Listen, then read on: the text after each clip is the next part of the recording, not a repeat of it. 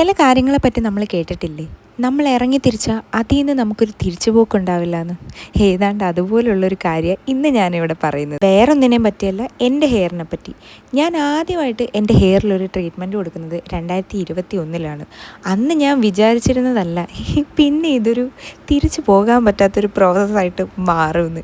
ഞാൻ എപ്പോഴും എൻ്റെ ഹെയർ കേളി ആവുന്ന ടൈമിൽ ഞാൻ ആലോചിക്കും, ഓക്കെ ഇനി ഇത് ചെയ്യണ്ട, എൻ്റെ പഴയ കേളി ഹെയർ തന്നെ വരട്ടെ എന്ന് ഞാൻ വിചാരിക്കും. പക്ഷേ ആ ഒരു ടൈമിൽ നമ്മുടെ ഫേസിലും നമ്മുടെ ഹെയറിലും വരുന്ന ചേഞ്ചസാണ് എന്നെ വല്ലാണ്ടങ്ങ് ഡൗൺ ആക്കി കളയുന്നത്. കാരണം നമ്മുടെ പഴയ ഹെയറും അല്ല, എന്നാൽ ഇപ്പോൾ ഒരു വേറൊരു തരം ഹെയർ വരിക, അങ്ങനെ ഒരു വികൃതമായിട്ടുള്ള രീതിയിലേക്ക് മുടി അങ്ങ് മാറാൻ തുടങ്ങും.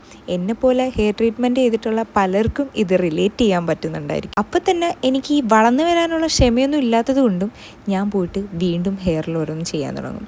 ഹെയറിൽ ചെയ്യുന്ന ആദ്യത്തെ 2-3 ദിവസം നല്ല ഭംഗിയായിരിക്കും, വീണ്ടും കുറേ കഴിയുമ്പോൾ പഴയപടിയായി മാറാറുണ്ട്.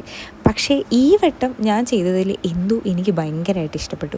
കാരണം എന്ന് വെച്ചാൽ എൻ്റെ ഹെയർ സ്റ്റൈൽ ഹെയറൊക്കെ സെറ്റ് ചെയ്തിട്ടുള്ള എൻ്റെ ഫൈനൽ ലുക്ക് കണ്ടപ്പോൾ എനിക്ക് എന്നോട് തന്നെ ഒരു ക്രഷ്